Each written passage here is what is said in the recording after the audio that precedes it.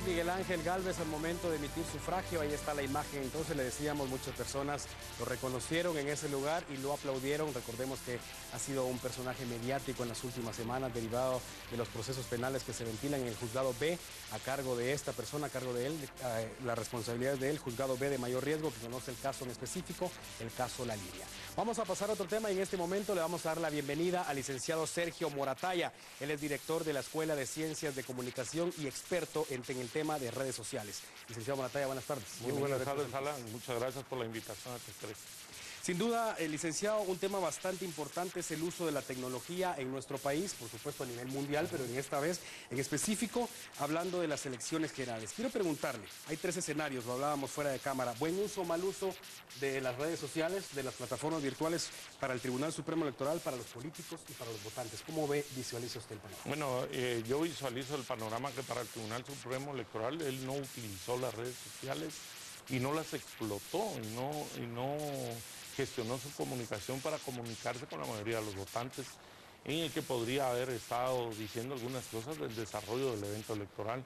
Por ejemplo, ya abrimos las mesas, ya tenemos equipados todos los centros, no se va a votar con un lápiz, se va a votar con un crayón de cera, y así sucesivamente. Yo creo que el Tribunal Supremo Electoral se comió el tema de las redes sociales, como una metáfora, ¿verdad? El tema podría haber hecho mucho más de conectarse con los votantes y gestionar mejor su comunicación. Como fenómeno curioso, yo vi que especialmente en el interior algunos presidentes de mesa o algunos encargados de los centros de votación pues dieron declaraciones a sus medios locales diciendo, por ejemplo, tal cosa no es cierto. Por ejemplo, ese tema que tenía preocupado a la gente de lápiz, crayón o lapicero, ¿verdad?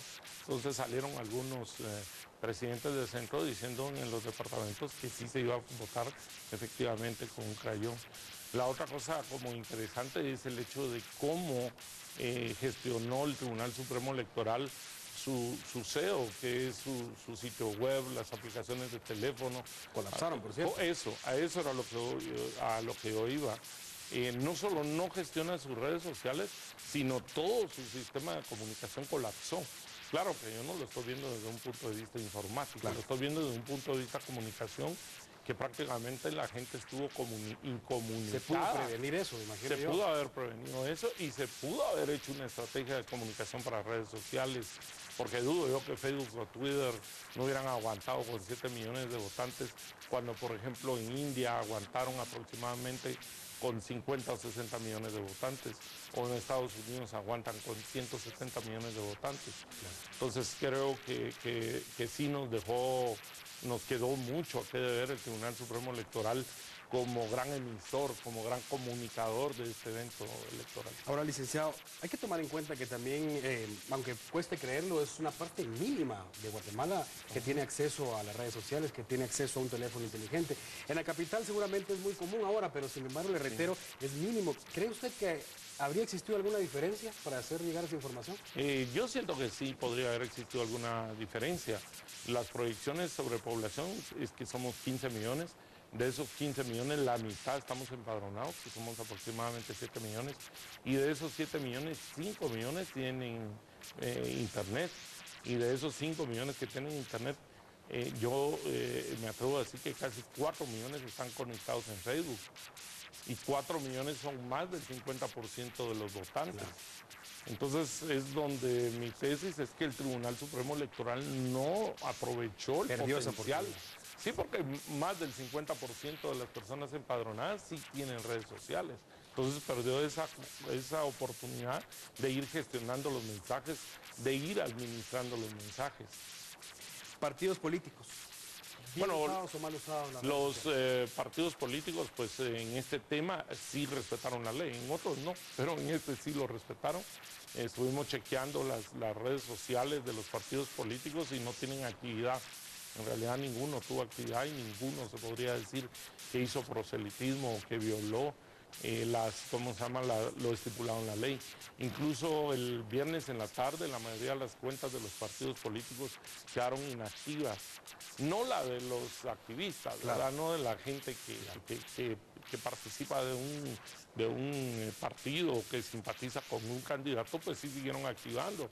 Incluso yo el día de ayer en la tarde recibí mensajes, pero directos y privados, tal vez en mi muro, vota por este, vota por el otro, pero siento yo que tampoco se le puede achacar a ningún partido que un simpatizante que tal vez no conozca la ley electoral y de partidos políticos la esté violando, pidiendo el voto o invitándolo a uno a un evento electoral. O podría ser una estrategia también, Puede tener ser la cuenta oficial inactiva, sin embargo hay otro montón, no hay manera de saberlo. Sí, no hay manera de saberlo, pero al menos en sus cuentas oficiales se portaron bien.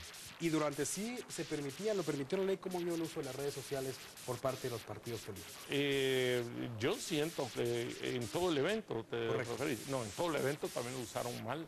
¿Por qué? Porque usaron las redes sociales como especies de carteleras y decían, estamos en San Pedro de Ampuc, y salía una selfie o un sin mayor contenido, sin decir cuál había sido el discurso, cuál era la propuesta, sin interesarnos a nosotros los votantes como para que pudiéramos ver ese posteo. En Facebook, por ejemplo, que podrían haber subido en archivo los planes de trabajo, no lo hicieron. En Facebook también podrían haber armado foros con respecto a la propuesta electoral y tampoco estuvieron. Se fueron un poco más al tema puramente gráfico de unificar sus profiles, sus avatars, como de tener una misma imagen, pero no se preocuparon de la interacción como se preocupan los políticos en Europa o en Sudamérica, en el que uno de los políticos pone un contenido y en muy poco tiempo tiene una gran cantidad de gente que está comentando, que está participando. El impacto que tiene cada comentario. Exactamente. Yo creo que no lo usaron bien en todo el evento. ¿Cree usted, licenciado, que habrá algún momento, hablemos de las elecciones dentro de 4 años, que las redes sociales podrían convertirse en determinantes para influenciar ya al voto? ¿O es prematuro hablar de eso? Aquí hay una cosa interesante con respecto a las redes sociales. Dentro de pocas horas, calculo yo, espero que en las primeras horas de la madrugada de mañana que ya se marque una tendencia y tal vez a mediodía ya tengamos resultados, aunque el Tribunal Supremo Electoral en su entrevista, en su conferencia de prensa hoy no se animó a decirnos a qué horas, pero lo que yo creo que sí ya se va a notar en esta ocasión en el tema de redes sociales es ese activismo que hubo desde el 16 de abril hasta este 25 de agosto. ¿Por qué? Porque esa cohesión que se dio a través de las redes sociales sí va a tener un impacto en el voto, ¿verdad? Más que en ocasiones en las encuestas. Yo siento que lo que la gente estuvo opinando, los electores estuvieron opinando con respecto a los políticos, con respecto a los planes de gobierno, con respecto a las simpatías, eso sí va a pesar ya en estas elecciones. Como cuando se convocó a las manifestaciones masivas. Exactamente. Yo creo que las redes sociales sí van a influir ya en este evento electoral. De hecho. Licenciado, hablemos ahora un poco acerca de el mal uso por parte del público, usuarios en general. Si bien es cierto, usted menciona que el Tribunal Supremo Electoral pudo haberlo explotado más, no lo hizo. Los políticos no lo explotaron al máximo. Los usuarios definitivamente sí han tenido ese impacto. Sin embargo, a mí me llama mucho la atención de que una cosa es utilizar las redes sociales en beneficio de algún partido político, mantenerse al margen y únicamente utilizarlo como medio de información, pero se marcó mucho desprestigiar a políticos en particular. Bueno, yo siento que los electores sí usaron bien las redes sociales. ¿Por qué los electores sí la usaron bien? Porque generaron contenidos, o a favor o en contra de sus candidatos y de sus preferencias. Para mí, ¿qué es un contenido? Que un usuario venga y ponga una pregunta o un tema alrededor del cual 50 gente le comentan o le ponen 80 me gusta. Eso es generar contenidos. Cuando uno miraba las redes sociales de los políticos, ellos no generan contenidos. En redes sociales solo lo que en realidad es interesante va a tener actividad, pero si no interesa no va a tener actividad. Pero ¿no le parece que en algún momento la tendencia fue más hacia lo negativo? Sí, no, sí, por supuesto.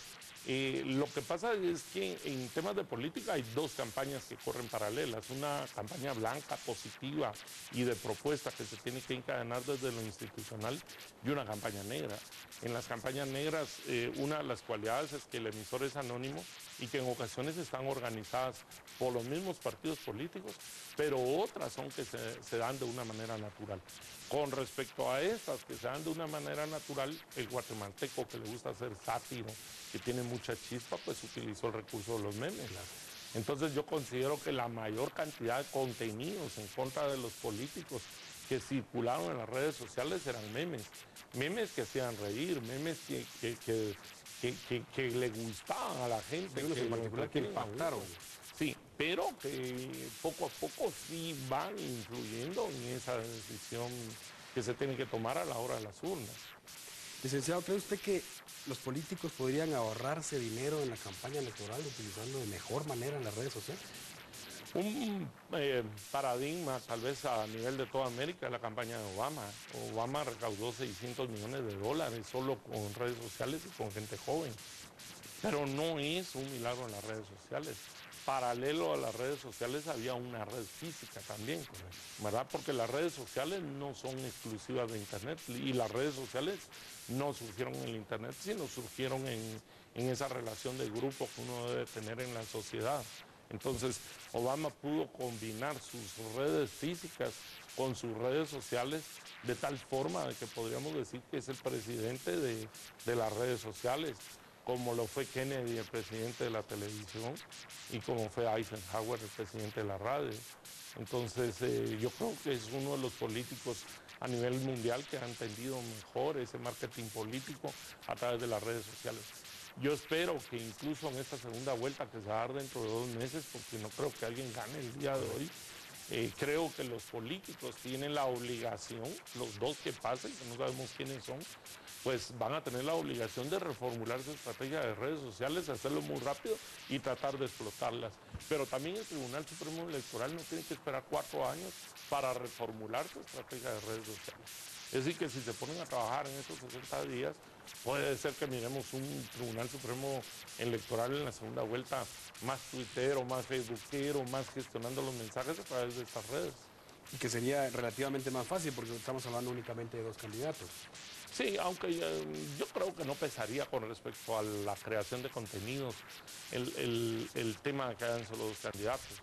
Yo creo que si el Tribunal Supremo Electoral la hubiera gestionado bien y la hubiera sectorizado, por ejemplo, el uso de las redes sociales, por ejemplo, Facebook tiene esa cualidad de hacer grupos o de hacer fanpage, incluso por departamentos. Si ellos hubieran tenido esa capacidad, por ejemplo, de hacer, bueno, voy a hacer una fanpage para Escuintla, voy a hacer una fanpage para Alta Verapaz, una para Huehuetenango, una para Quetzaltenango. Lógico que a mí no me interesaría seguir contenidos que tendrían que ver con Quetzaltenango, o con Alta Verapaz, o con Huehuetenango, porque vivo aquí en la capital. Entonces yo creo que eso ayudaría mucho a tener esa relación Regional. Sí, y ese engagement entre el TSE y su... Si alguno de los políticos hiciera eso, licenciado Morataya, ¿cree usted que eso, por supuesto sabemos que es relativo, pero le daría cierto margen a pensar qué cantidad de votos va a obtener en cada departamento? Por ejemplo, una fanpage. Sí, aquí me quiero salir un poco de Facebook y yo creo que es la experiencia de todos nosotros los que trabajamos, el uso, por ejemplo, de las redes sociales para coordinar actividades de trabajo a través de WhatsApp, Telegram o del Messenger de Facebook. Si, por ejemplo, los partidos políticos pudieran utilizar el WhatsApp o pudieran utilizar Telegram para hacer células, que serían células virtuales y células reales, y que luego esos mensajes y esos contenidos saltaran a las redes públicas, a las redes masivas, yo creo que les iría mucho mejor. ¿Qué hace falta, licenciado? ¿Voluntad para que yo siento que con voluntad no, porque sí tuvieron voluntad los partidos políticos. Capacitación. Yo creo que es el tema de estrategia, de capacitación, el tema de inversión incluso, porque yo creo que lo que deberían de haber hecho ellos era un centro de redes sociales dentro de su estructura de comando de campaña. Contratar un social manager, un community manager tal vez por departamento, tener un equipo de producción audiovisual para redes sociales, tener un estudio de grabación que tuviera para redes sociales, un publicista con especialidad en hacer publicidad para las redes sociales, un diseñador gráfico y multimedia. Es decir, que lo que le faltó al partido político es esa visión de empezar a ver hacia las redes sociales y no solo ver que el mensaje político puede correr por otras vías. ¿Cree usted que si se utilizaría bien esto, podríamos tener o podrían tener mejor comunicación? Por ejemplo, en este caso, el Tribunal Supremo Electoral, que trabaja de la mano, en este caso, con la policía, con la Procuraduría de los Derechos Humanos, con los observadores electorales. ¿Podría reforzarse esa parte para que la información sea inmediata y efectiva en el caso de que hubiesen denuncias, por ejemplo, para que la policía actúe de mejor manera? Aquí hay un grupo de organizaciones no gubernamentales que hicieron mecanismos para las denuncias, que hicieron APs de teléfonos, que hicieron, ¿cómo se llama?, páginas web, que facilitaron desde el punto de vista virtual, por ejemplo, el tema de lo de las denuncias, pero también desde el punto de vista real, porque sus observadores anduvieron de centro en centro. Entonces, lo que yo quiero decir es que si el Tribunal Supremo Electoral hubiera tenido esa capacidad de orquestar a toda esta gente con el objeto de comunicar, no estaríamos, por ejemplo, el día de hoy, que la gente dice, bueno, yo denuncié tal y tal cosa, o yo denuncié tal y tal cosa, yo denuncié tal cosa, pero no, nadie recoge, y me refiero a nivel de comunicación, porque a nivel legal sí lo está recogiendo el Ministerio Público y la PDH también está haciendo doctoración. Yo me refiero a nivel de comunicación, no hay nadie quien recoja y administre todos esos datos y salga diciendo, por ejemplo, en televisión, en radio, medios escritos, recibimos tantas denuncias, tanta gente se capturó, tanta gente por esto, por lo otro. El gerente del evento electoral y el que debe orquestar ese apoyo interinstitucional es el Tribunal Supremo Electoral. Entonces todas las instituciones esperarían también que de este Tribunal Supremo Electoral, así como tiene protocolos de seguridad, tuviera un protocolo de comunicación para las elecciones y fuera el que administrara también la comunicación, no las otras instituciones. ¿Cree usted, licenciado Moratalla, que en algún momento, específicamente hablando de la campaña electoral a través de las redes sociales, llegarán a tener el mismo impacto que tiene la televisión, la radio, por ejemplo, en este momento? Es que las redes sociales ya tienen ese impacto, ¿verdad? Porque hay televisión a través de Facebook, radio a través de Facebook, a través de Twitter también se puede ver la televisión y se pueden oír radios. Yo creo que sí, yo creo que lo que nosotros tenemos que entender es el tema o el fenómeno de comunicación de masas, que las redes sociales lo que están haciendo con los televidentes, con los radioescuchas, con los lectores, es que dan una posibilidad de retorno. Yo soy de la tesis que los medios de comunicación masiva, en lugar de debilitarse, se fortalecen por las redes sociales. ¿Por qué razón? Porque aumenta la cantidad de sus seguidores o aumenta la cantidad de gente que lo sigue. Porque si, por ejemplo, a mí no me da tiempo de seguir T13 por temas de horarios o sus emisiones, pues lo puedo tener en una lista de Twitter y yo puedo saber qué está diciendo T13. ¿Ya? Ustedes también son un medio que antes de que existieran las redes sociales, pues trabajaban todo su equipo para unas emisiones. Ahora ya no solo trabajan para las emisiones, sino trabajan para estar transmitiendo contenidos en cada momento. Entonces se vuelven prácticamente medios de 24 horas del día. ¿Por qué? Porque eventos incluso que no pasan a las emisiones que salen al aire, sí salen en sus redes sociales, ¿verdad? Y entonces hay una gran cantidad de contenidos que ustedes antes desperdiciaban, que ahora tienen una utilidad. ¿Por qué tienen una utilidad? Porque hay un canal de comunicación que los mantiene permanentemente conectados con sus usuarios, con sus seguidores. Y entonces sucede de que, por ejemplo, yo en Fraijanes hoy, si ustedes no lo han sacado en el aire, ya lo sacaron en sus redes sociales y la gente se enteró por T13 que Fraijanes está inundado a las 2, 3 de la tarde. A veces es más fácil revisar Twitter que encender la televisión o la radio.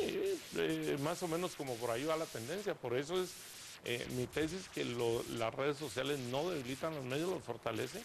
Y entonces los medios también tienen un poco como la obligación de ir innovando y de ir metiendo estas emisiones al aire dentro de las mismas redes sociales y empezar a hacer lo que se conoce en comunicación como un SEO, que algunos canales internacionales de deporte lo hacen bien porque conectan las redes sociales con la emisión y toda la cuestión en vivo. Y ustedes también, yo lo he visto porque yo veo T13 Noticias cuando tengo tiempo y ustedes chequean, bueno, nuestro estudio de hoy con respecto a este tema, esto, o dice esto, ¿no?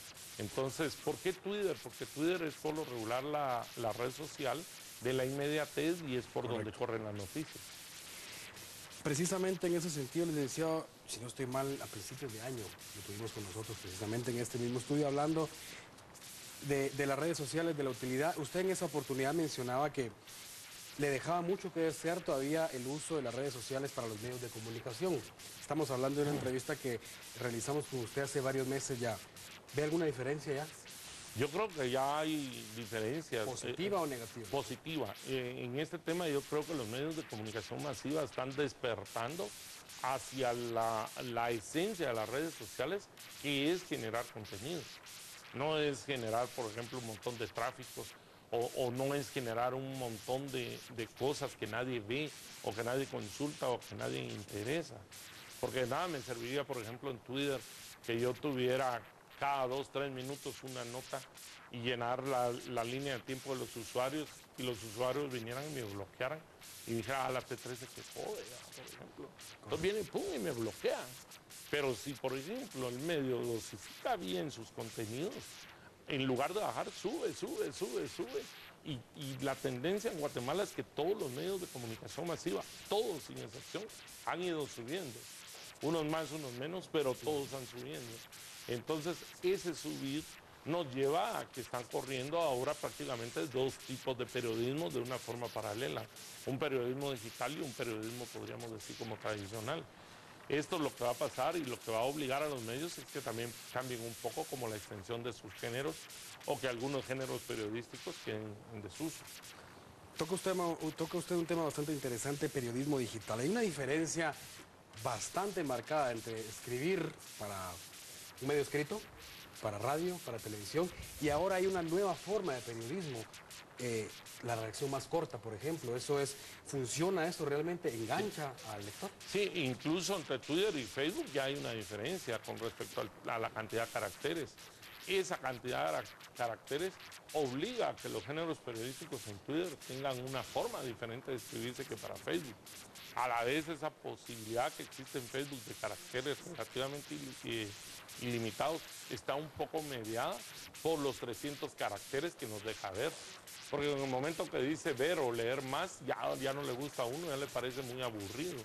El tema, por ejemplo, de meter, en el caso de ustedes, dentro de Facebook, por ejemplo, pequeñas cápsulas de pocos segundos con respecto a un hecho, y que también lo permite Twitter con su cosa que se llama Vine, o de transmisiones en directo con una nueva aplicación que se llama Periscope, que viene a ser como una televisión prácticamente en línea.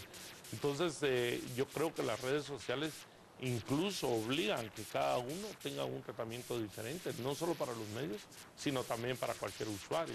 Es decir, si yo quiero tener éxito en Twitter, tengo que escribir diferente en Twitter como escribo en Facebook.